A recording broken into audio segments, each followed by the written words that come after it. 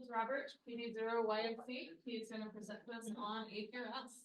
Good evening, everybody. Thanks for braving the weather. I'm actually shocked that as many people came out, because if I wasn't giving this presentation, I'd probably be on the screen at home. So it's a lot warmer at home. So I took the approach for this particular presentation to really break it down into a sort of a beginner's guide.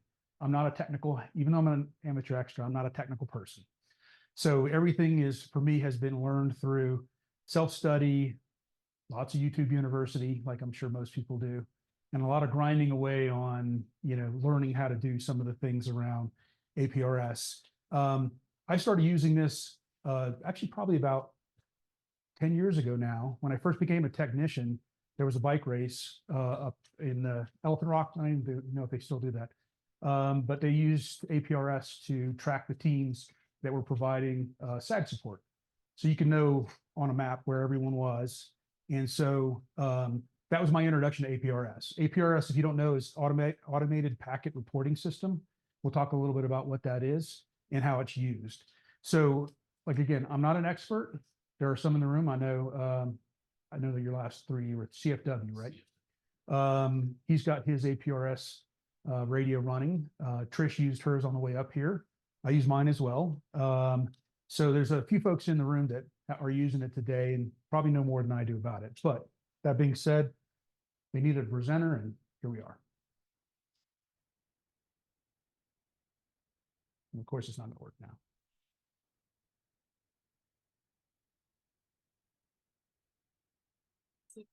Of course it is. Screen. The mouse disappeared. It's getting better. Oh, there we go. Okay, so this is what we're going to cover. Like I said, real basic. What is it? A little bit of background. How does it work? Some use cases on how APRS is used today, equipment, and then I say demonstrations. Really, we're going to go over the APRS.fi website, how people use that, and I'll do a little bit of show and tell. There's some APRS equipment up front here as well. So, what is it? So, it's an amateur radio-based system for real-time sharing of digital communications. Lots of different ways you can do this, but that's kind of the essence of it. It's broadcast on a single frequency. It is, and that frequency varies, and I'll show you a map here later. That frequency varies depending on where you are, but for the United States, it's 144.39. Actually, that's North America. But that changes depending on where you are on the globe. You can kind of think of it as a broad network. It is not. It isn't just radio to radio. There is an internet backbone and repeaters, much like the standard sort of radio repeater, that really drives the collection of the data and the distribution of that data as part of that. And some of the stuff that you typically see in APRS is coordinates, altitude, speed, heading. You can share text messages, alerts, announcements. Those tend to be a little bit more advanced users, if you will. You'll see the name Bob Bruninga, if I said that right.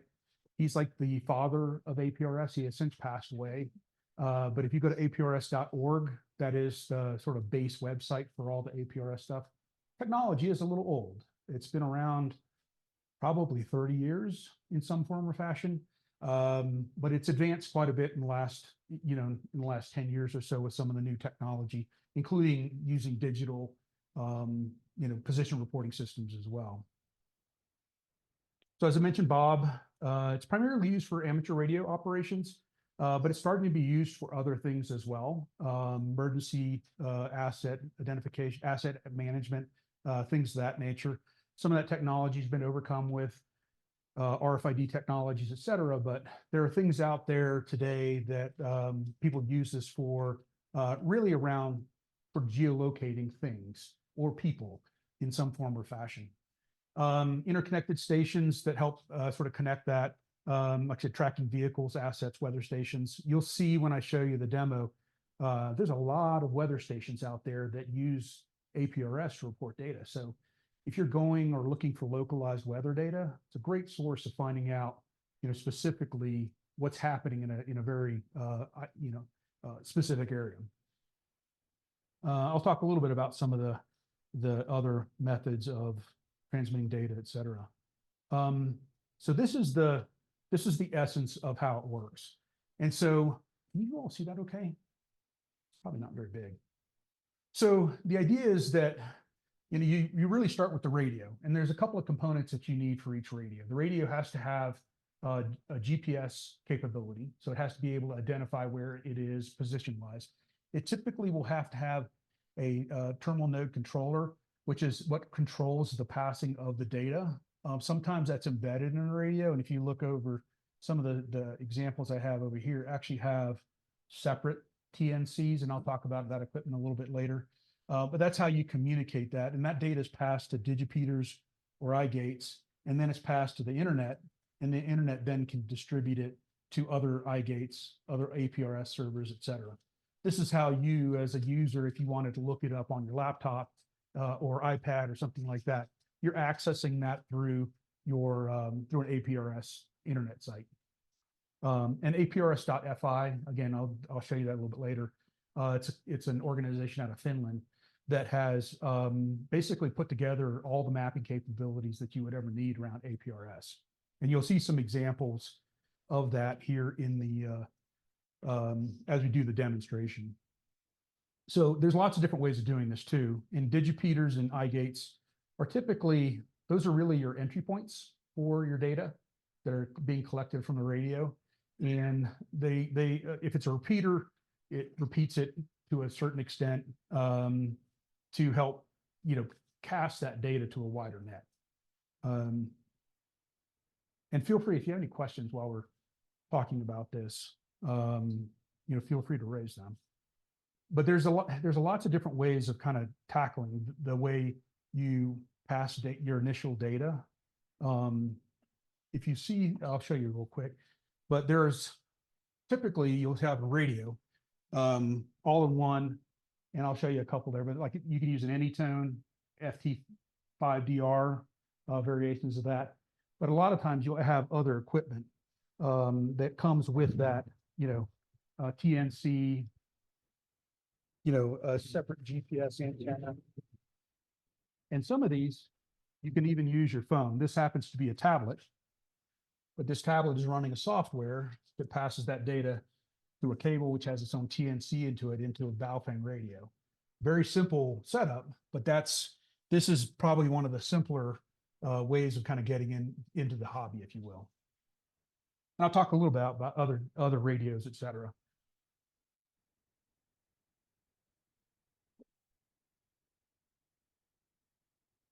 So this is the map I was speaking of. For North America, it's 144.39. Wherever you go in the country, that's if you want APRS, that's the frequency that you'll be using. And it's a lot of times it'll come pre-programmed in your radio. If you get a radio plug for your, whether it be well, it doesn't matter the radio, but that's the standard. So, and you'll see on the lower right here, there's other frequencies and ways of putting it into, putting it into the system, but really it's just the default 14439 is the way to go for that. There are some digital methods for doing some of this stuff, but I'm focused primarily on the analog.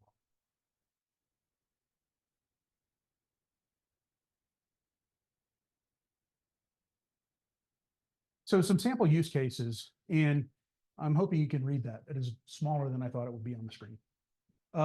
So vehicle tracking, probably one of the most common ones is that you can either use your radio, whether it be a mobile radio, handy-talkie. There are some devices that you can actually install in your car that are dedicated APRS units that can broadcast primarily your position and your speed and things like that. Weather reporting, there's weather stations can feed data into this system. You can, like I said, there are tons of them when I show you the map. And it is like if you can go out and buy I forget any of the names of the weather stations around, but they're pretty popular that you can 3 or 4 of the primary vendors, you can basically tie it into the internet so you can pass this kind of data. Emergency communications. This is, so a lot of times you can use this to pass messages. You can have a SMS gateway, a text message gateway, WinLink gateway that serves as part of the overall APRS network. Oftentimes you can use it anytime, but oftentimes it's used in emergency communications as part of, either both testing capabilities or emergency response. Asset tracking, I mentioned, very similar to tracking vehicles. You can put it on other types of equipment, et cetera, to track it. Like I said, GPS is probably used more for it than APRS, but APRS can also be used for it as well. Search and rescue is one of the more recent uses of APRS. They're starting to use it more because it can give you some more of the data, especially in austere environments where you may not have cell phone connections and things like that. APRS can help with that aspect as well. Our sweet spot, hiking and outdoor activities, hikers, campers, other outdoor enthusiasts. This is where you would use it for POTA, SOTA activations. You can spot yourself, things like that. Or you can, like my wife likes to see where I am. If I'm out and about doing stuff, I can turn on the beacon and she can kind of track me where I am. It does rely on typical VHF coverage. So you'd have to make sure that you're in reach of a repeater, not just any repeater, but it's got to be an iGate or a digipeater for that to work. But that is probably one of the most popular uses for that. Balloon tracking, in the balloon community, there is a community. They oftentimes will use the APRS transmitters to track their balloons in flight, but also find them once they, whatever payload they had on there ends up on the ground. It's a way of being able to find its final location so they can go out and retrieve it. And then another recent one is the use of drones. And I recently purchased a drone myself, and I will be installing a small board that does APRS tracking for that. And only ham radio operators have the ability to use that technology. So it's a nice feature to find. I'm sure I'll be looking for one of my drones sometime in the future. So, and they're kind of pricey. So, so having a way of being able to find them easily is a great tool as well. And there's a lot of very sort of niche products in each of these areas, whether it be applications like the AP Spot, which is an application that you use specifically to spot yourself for POTA and SOTA through the APRS system. And then for these drones and balloon tracking, they're miniaturized transmitters, very low frequency, but that you can use to do that. So they're all things that you can add on to these hobbies as well. Comments, questions? Is there a question back there? You guys good? Okay. I tend to talk fast too, so maybe we'll get you guys out of here early. Before it gets cold. Yes, yes. When the sun goes down and all that. So some popular APRS radios. So there's a couple of different ways that you can, the easiest way to get into this part of the hobby is really an all-in-one radio. You can add APRS to a bunch of stuff, but the Kenwood TH74A, I think there's a B out there, is like the Cadillac of APRS radios. It's viewed as one of the better APRS radios. The FT series, FT5, I think the 135, all will do it. I have an FT3 here that's running. And they all operate kind of the same way. Some of the older Yaesu radios, I think some of the VX series 6 and 8, I think will also do APRS as well. Then you got the Yaesu FTM 400, which is a mobile transceiver, so you can put it in your vehicle. And then the Anytone does, it's a DMR radio, also will do APRS. I have one of those as well up there. I'm less familiar with how that one works, but there is another portion of the APRS world that's called DPRS, Digital Position Reporting System, and it works a little differently than APRS. But I think you'll find that more in the digital, the DMR type radios. Yeah. Okay. Right. So it uses the D-Star repeater network to be able to do that. So some of the other, so you can also do this with a radio that doesn't have APRS in it, along with these other pieces. So many folks have probably heard about MobileLink. It's a TNC. Okay, he's got one back there. Is that the 3? That's the 4. Okay. So the TNC 4, which is the latest one, they're all basically just small TNCs that are designed for packet radio use. They're pretty simple to interface with your radio. Usually it's just a cable and some configuration. The nice thing about the MobileLink is I believe they've got Bluetooth capability that helps with some other aspects of that. The Bionics Tiny Track 4 and the GPS, that's what I have in the first box over there, which is actually the ones that I have in the box are quite old. But you can kind of see it's a cable mess because you've got cables to the antenna, cables to the TNC, you've got cables to the antenna. So it's a little clunky, but it's doable, and it's probably price point wise a little easier to get into.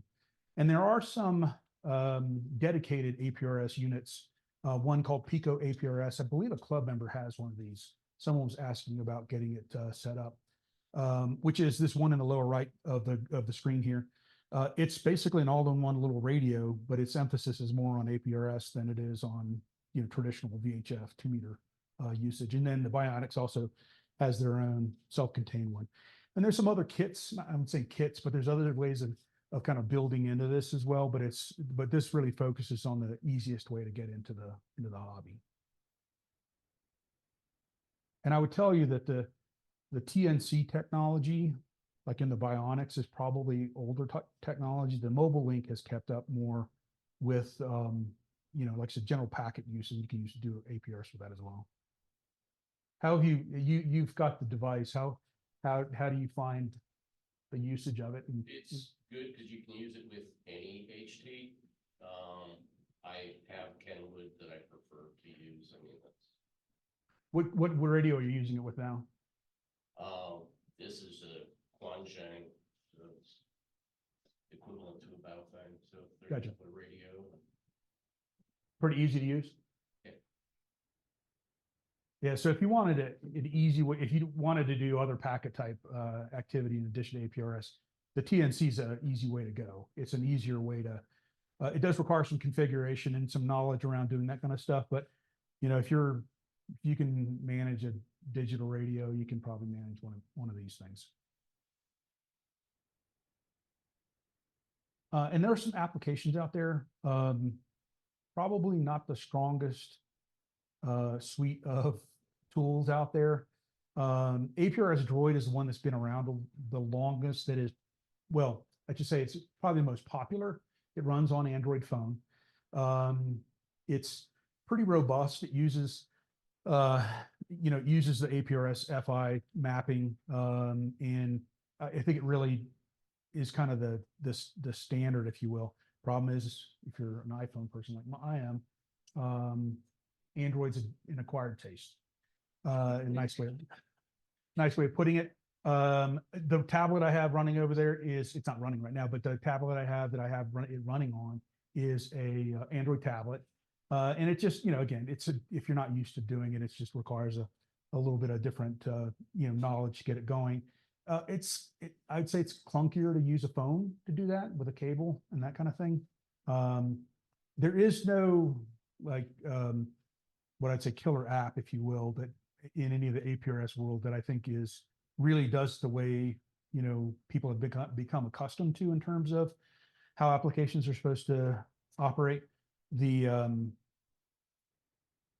I think you find a lot of software in the ham community suffers from lack of development and updates and things like that, and so it either looks old, feels old, or doesn't behave properly. So you kind of have to put up with some of that. I think one of the I did not test this one, but one of the new ones that I was looking at was APRS.fi, the website I was telling you about.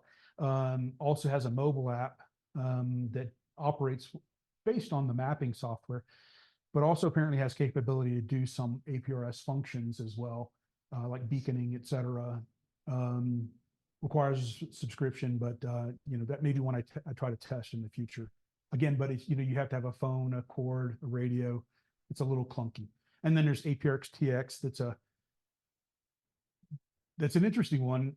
It's just an app on your phone that allows you to send APRS data. It does not use a radio. It's just using an internet connection.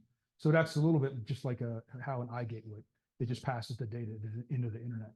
And then Pocket Packet is just a packet radio application that does happen to have APRS within it. So if you are doing other packet radio type activities, that may be one. And that's an iOS one as well. But I would tell you it's pretty light. There was probably a dozen or so that I didn't put on here because the reviews were horrible and the technology was dated. They hadn't been updated in years. So there's some noise out there in terms of the software for this. So what do you need to get started? I've talked a little bit about this, but you need an APRS capable radio. So like one of the ones mentioned, or one of the older radios that's kind of an all-in-one, or you need a VHF with a TNC, a GPS source. And I have a GPS antenna on that, but you can there are examples where people have just used GPS devices, just like a Garmin eTrex or something like that, connected the right way. It's just passing data into the TNC for the radio to see. And then you need some, in the case of, some of these, you need a phone or a tablet to be able to use some of the mobile applications. Configuring these things is a little tricky. Each radio is unique to itself, and having to get, because you're setting up baud rates and other handshake type information to get the radio to talk to the network properly. Yaesu, for each of its APRS radios, actually has a separate addendum. I can't speak to the other models, but it has a separate addendum specifically for APRS. I think it's like 50 pages by itself. So don't let that, scare you away from it. But because you can also look at YouTube and get some simpler ways of doing it. But really, it's important to be able to get that handshake, because not getting that right, you can be, thinking you're doing everything and some setting is off, and it's just, you're not ever making any connection anywhere. The other tricky thing is you have to know where the repeaters are, because, if your radio is not hitting a repeater, just like a regular radio, no one's going to hear you. And so, and you will see when I show you kind of the demo, is they're not as plentiful as you might think. And in many cases, they're just, there's white space where there's no repeater connections for quite a while. Just a quick story. I took a cross country trip, 2/3 of the country, and used my APRS setup. And there were, probably, especially in the Midwest, closer to Colorado, there were gaps of hours of not being able to hit a repeater that has an iGate or a digital reader. So, you'll get very spotty coverage depending on kind of where you are. And on the Front Range, it's pretty highly concentrated around Denver. You get closer up to Larkspur, there's gaps. So you sometimes won't be able to see yourself or spot yourself on APRS to see APRS.FI to see where you are, and if you actually are hitting the network. All right, questions? Comment, there are radios that are APS radios that will actually digipede from the radio itself, so it will help expand that coverage radio Right. to radio. Yeah, and that's part, I don't get into it a lot here, but one of the things you can do is also set up your own iGate or digipeater. They're not super complex. I have one down on the far end, cobbled together with a couple of different technologies, but you can run them portable, as long as you can get to the internet. And like I said, they're pretty simple software to use. I talk a little bit about iGates here in a second. Like now. I moved this slide. That's why I'm a little bit of a surprise to me. So you can also build an iGate yourself, and building a digipeater is very similar. You really just need a For hardware, you need the radio transceiver, just 2-meter radio. That's an FT2800 over there. Has had a long life in other forms and is now serving as an iGate. You need a TNC as well. For that one, I'm using a company that's out of business now, but it's Coastal Chips as a TNC, and it's sitting on top of a Raspberry Pi, which is the computer for mine. And then you just need an internet connection. And the software for that is, so there's a couple of different ones you can use. Some of them are cross-platform. Direwolf, I think I'm on that one. I'm using Direwolf and Yak. And so, you know, like I said, it takes a little bit of, it's Raspberry Pi, so you have to know a little bit of Linux to be able to get through that. But if I can do it, absolutely anyone can do it. So it's just a matter of making sure that you've got the configurations right and all that. And then you just fire it up and let it go. And you can kind of watch the traffic on your computer. But again, not super complex to do. The only thing to note on that is that there are, I guess you can, and this is where I get a little fuzzy. I think it's more with digipeaters than it is iGates, is that you only want so many hops for your data. And sometimes if there's more digipeaters in an area than if they're too dense, you got traffic sort of bouncing around and creating some congestion on the network. So I think it's just be mindful of what's around you if you want to get into this part of the hobby, just because it could be, could be confusing things. But I know where I am at my house, and I'm in Briargate, there really isn't great coverage, at least for me. Like when I'm sitting there at my house trying to transmit, it's very iffy. If I have my own iGate, it's pretty consistent. So little trick of the trade there. So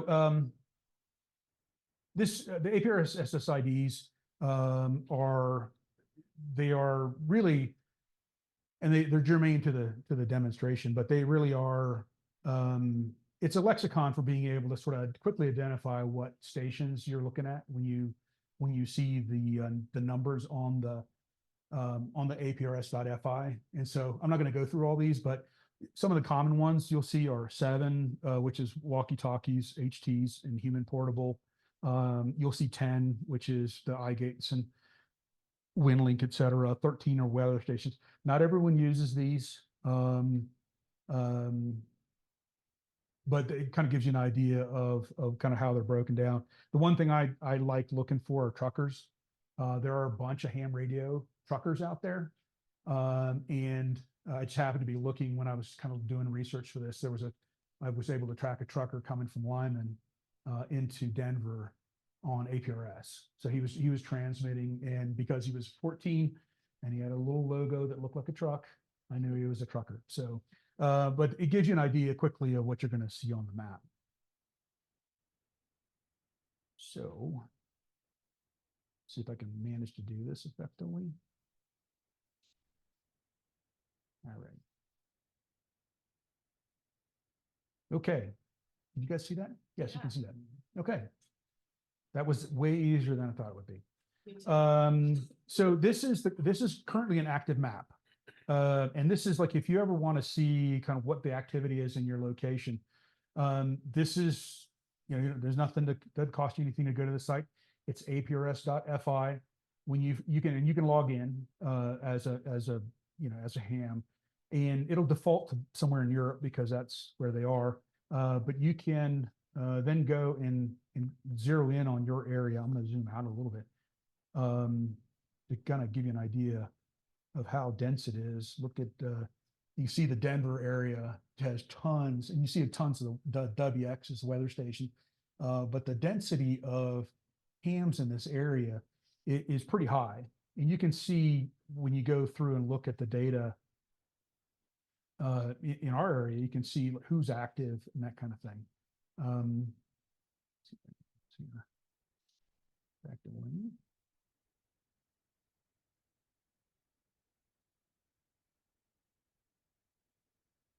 So I'm trying to see. So we'll zero in here.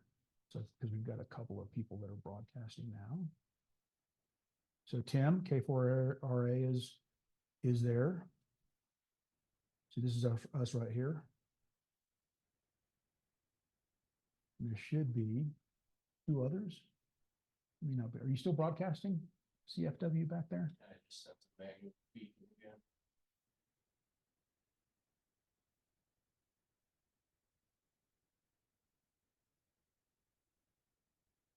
So you'll see, so you can kind of get an idea of, you know, who's in a location.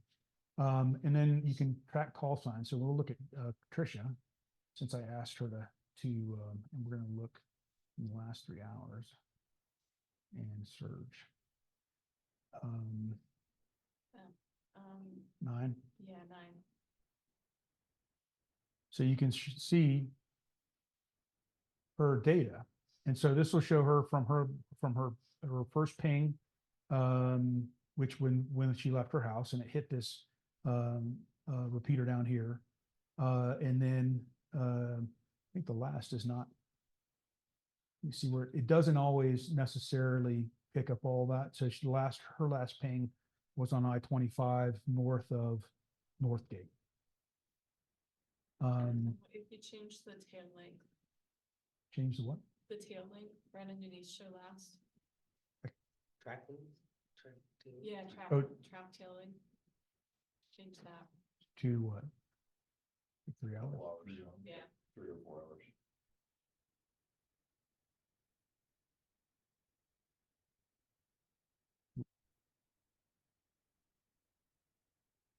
Okay. So it should, Must have been changed. yeah, Oh, it cleared your calls. yeah. So Yeah, this so one, there's- this one I think is me. Yep. Kitties are YMC, so that shows me getting up here. So the idea is you can track individual vehicles, you can track these weather stations, so you can click on a weather station and it'll give you detailed data up to the last second of all the info. So it's -13. Getting worse. Thankfully, it's not windy. But you know, it gives you an idea. You can kind of check like I said, very localized weather here. The other thing you can do is, you know, in addition to finding your own data, you can go and look for specific data. So we had a guy who was, I think this was the guy that was either checking his Pico APRS or his new 878 that he was configuring. And so we wanted to help him find out where the eye gates were. The digipeters. Did that do it? Yeah, so you can see. So these are the ones you need to be near to be able to be read by, to see if you're, you know, for you to be able to get into the APRS system and be seen. This is kind of like TSK Reporter, if you're familiar with that. If you're on HF and you're sending out a signal and you're trying to figure out, is anyone hearing me? This can see if you're being heard by the APRS network. But you have to be close to one of these, and we are able to give the guy the, you know, what's his closest one. And you can see there's kind of a gap, you know, a little bit north of here. I think he ended up hitting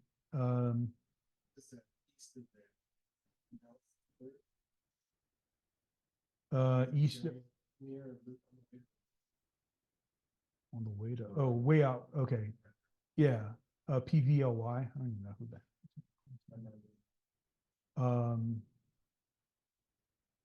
But I think the one he ended up hitting was in Northgate or something like that, or in the northern part of the Springs. What's that? He hit the Albert one? Okay. Yeah, so it's, you know, so you need to be mindful of where your signal's going here, because you could easily be transmitting correctly. There's just nothing that you're hitting. So this is a great way of sort of checking and seeing if you can get close and that kind of thing. So there's lots of other things you can do with this in terms of the data. See if there's any. Yeah, and if you click on one of those and hit info. Yeah. It will give you the info on it of what its range is. Because, you know, on the top of a mountain outside of Leadville, it's gonna be a different range than sitting at my house. Yeah, so this one I just clicked on is on Devil's Head. So it's a digipeater iGate. So it gives you an idea of the, like Tricia said, 7.9 miles here, 25 watt. The good thing about something like this is that it's up higher.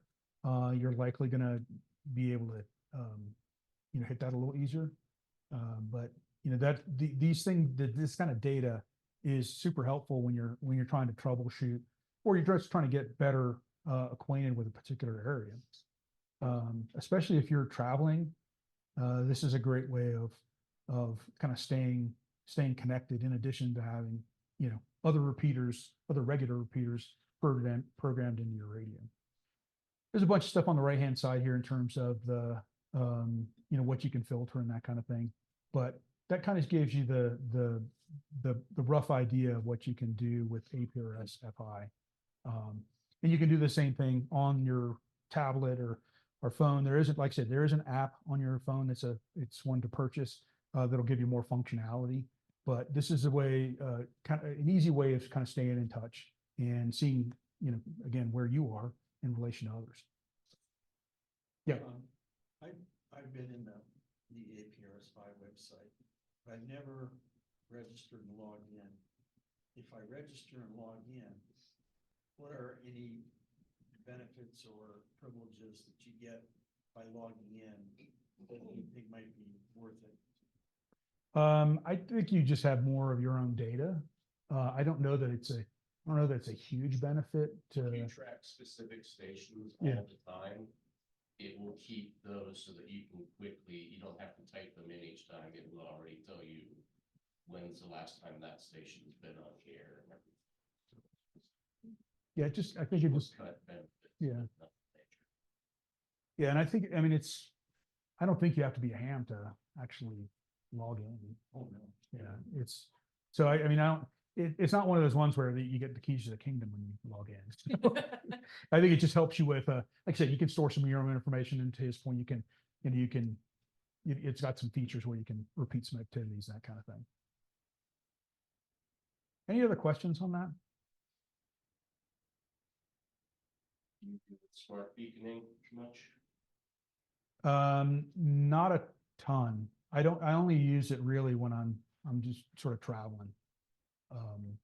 Yeah, I got into APRS because of being out in the backcountry four-wheeling.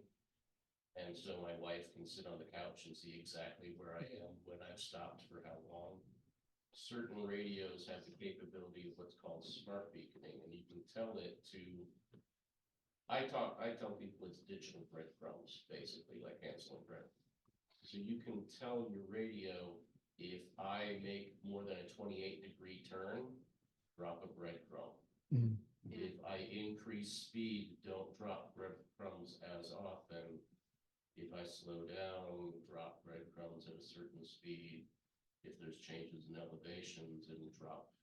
So you can have it specify how much it leaves data for somebody to see or how little. Yeah, I know this is not ham radio related, but I actually use a Garmin inReach to do the same thing. Because a lot of times for example, where I go hunting, there's no repeaters, period. And so that feature, like a feature like that wouldn't work. Actually, that's where vehicles that actually are digipeters. Right. Do fill that in. Yeah. My wife can't see a Garmin when I'm out in the middle of the woods, when she's at home. APRS, she can. Okay. Mine sends mine to my wife. So, but yeah, so that you can set, it depends on how you set it up. It's like either through text messaging or whatever. But the idea is very similar, is that it's leaving, breadcrumbs to be able to do that. So there's a couple of different ways of doing that. And I think, you do have to have and that's where you get into a little bit of the deeper into the hobby of setting up a vehicle as a digital repeater, doing that kind of thing. So creating a little bit of your own network to be able to do that kind of stuff. Actually, there's certain radios that it's. Right. Bob Renakia Mhm. actually sat down with Kenwood and designed certain Kenwood radios specifically to work with APRS, so it has all of those capabilities built into them. Which radio is that Kenwood TMD 710G. Is that current production? THD 72A. Okay, good. The Yeah, new- the 75, The new 75, it's not quite out yet, but yep, can be a digipeater now. Yes. Besides everything else it already was. yep. Yeah, so when you set up your beaconing for wide 1.1 or wide 1.2, then that other radio becomes that hop out Right. in the middle of nowhere to get you to that next radio. And typically it's going to be higher powered and so longer distance, all that kind of stuff too. It's a nice combo, like if you're doing your hunting, or somebody's doing a soda summit, you can have your HT sending out beacons, but you're in very remote locations. But if all you have to do is get to the trailhead or where you parked your car. Yep. And you got a digipeater in that car with its own battery, I would suggest. Now you're 50 watts out and you're more Right. likely to get into the network. Yeah, so you can see you can see the practical applications of the hobby. I mean, of this part of the hobby is it's not just talking to another person. It's actually you can serve in a sort of health and safety capacity as well. So basically, just to wrap up, I mean, there's a ton of things that you can use this for in terms of talking about real-time data. There's some great use cases around tracking people, tracking vehicles, things like that, and then also being able to use it for a variety of use cases like emergency response and asset tracking. And then I kind of feel sad about this last one. The potential for collaboration for some of our events, things like the horse endurance ride, knowing where people are because we were not super remote, but we were at least in 7, 8 different locations that weren't, would be good to see where people were in motion. And then things like the fun run would be a great way of sort of just testing some of the technology of, do you have people at the different locations and that kind of thing. So, but that's it for me. Any comments or questions? What's the receiver side, to pick up the APRS signal? What does that look like? I'm not sure if I'll, At repeater station, who's receiving your APR? If you've got an HT Yeah. transmitting your location, something has to receive that. right. What does It's, that look like? yeah, You can be using a dire woofer or sound modem on a PC, and you're just decoding the AX25 protocol packets.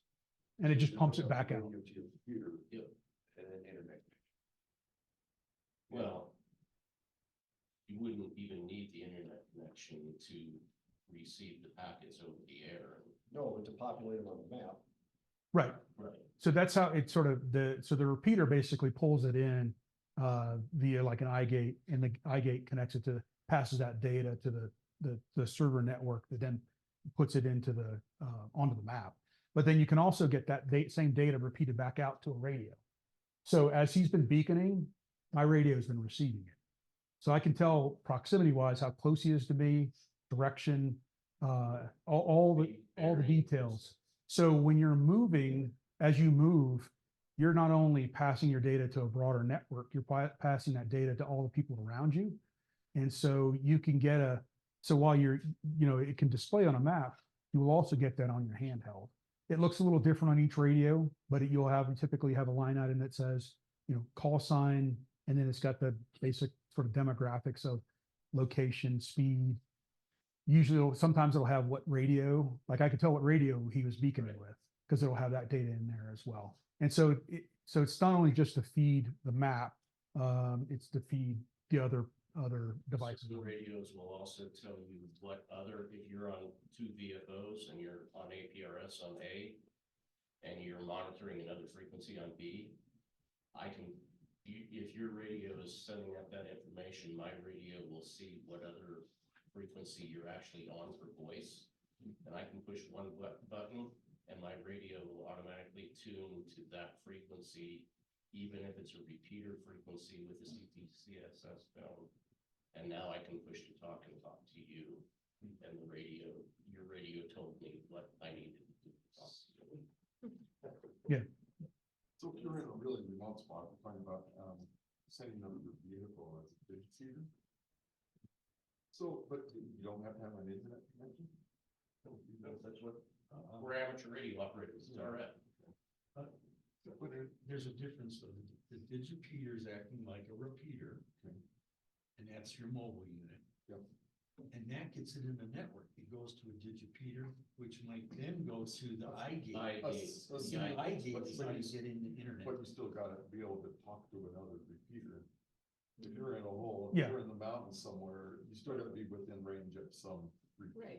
Digital. Of the Right. next node in the No, network. or another guy in another Jeep with another radio that then sends it to the next. Okay, so that you could link in with more and more of Yeah, those. like Colorado Connection. But if It's you're just out a in link your system. boondocks by yourself, you're. It's you're just, still out in the at a boondocks certain by point, it's just like a cell signal. If you can't hit a tower, you're not gonna get into the network. But actually Colorado is so inundated, there's enough people doing digipeater APRS out in the backcountry.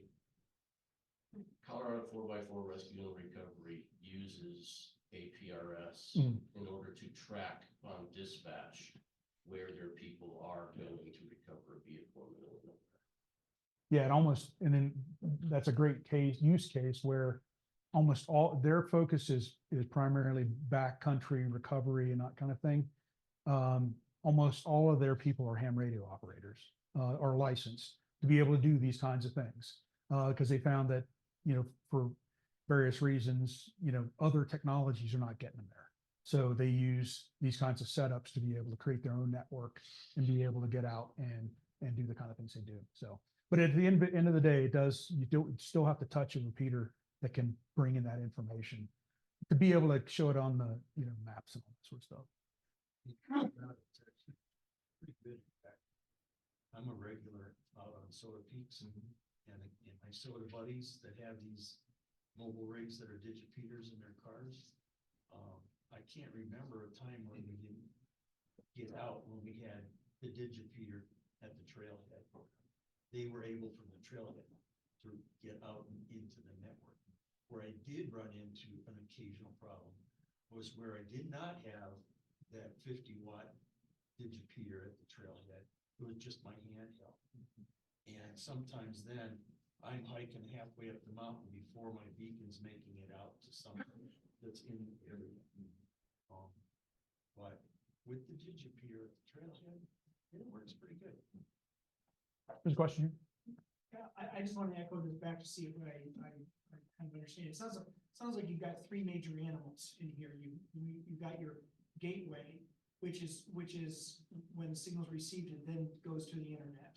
So it has an internet connection. You've got any number of digipeaters that can sit between you and that gateway that will pass information on. And then, of course, you have your own handy-talkie that is sourcing that information. Okay, so. I mean, that's per. I mean, you saw, I had the slide up there where it talks about the network and that kind of stuff. There's other stuff that goes on behind that to distribute all that around the world. But yeah, I think the essence of it in terms of you getting a signal into the internet, that's pretty much it. But 0 to some number of digipeaters can sit between you and that gateway. Correct? That's Or does it have to go to only one digipeater, like to your vehicle, and then it has to be able to hit one of these gateways? Well, if you're close enough, you don't need a digipeater. Well, yeah, that's what I'm saying, Yeah. 0. You can set up what's called hops. Yeah. And you designate how many hops you want your signal to be able to take before it stops. So the standard that's recommended is 1, 1, 1, 2. So the most hops that it'll do is 2. And then if it doesn't find an iGate by then, it stops trying, otherwise it just overpopulates. Yeah, the system. yeah, it'll end up flooding the network. Okay, but yeah, it's the gateway that gets you onto the, that has the internet connection, and then 0 or more digipeaters between you and that gateway. right. Also, depending on what your use case is, you don't even have to worry about an iGate. Like if you're running a local event like the Run for Hope, there's no need for an iGate. Everybody's within range of everybody else. including the software on a Raspberry Pi that might run a map. And it can receive all the packets locally. So there's, in that case, there's no need for the internet. Right. But that requires a little bit more setup and understanding. Because if in a populated area, if you can run an iGate, the mapping is going to take care of it for you, that kind of thing. So, but yeah, so it's a great technology to think about if you are out and about doing things mobile, or you want to keep track of people like in the back country and things like that. So, lots of great use cases for it. Pretty simple, ease of entry, if you will, in that you can find it in the all-in-one radio. All-in-one radios these days are not super cheap. The FT5 I think is running $600. I don't know what the Kenwood one is running, but I think it's probably in that same neighborhood. But they also have a lot of other features too, so it's not just like you're getting an APRS radio. There are, like I said, there are other ways you can get into it a little more inexpensively, but it's a little clunkier. But yeah, it's a great tool. I think if we're thinking about using it for, events like in the future, maybe something just as a way of getting other people to either try the technology or for us to sort of demonstrate it for others' uses. So. Used on HF also. Right, can be used on HF. Didn't want to get into that because, yeah. But I have a question. Yeah. So could you put one on a dog collar? Yes, there are smaller ones that you can put on there. You can strap a radio to them. Yeah. It would be an air tag size tag. Right. Yeah, all Yeah, there is a mobile asset one that's probably, about that big. Yeah, about that, roughly that size that I you used can. to support the Pac Pro races between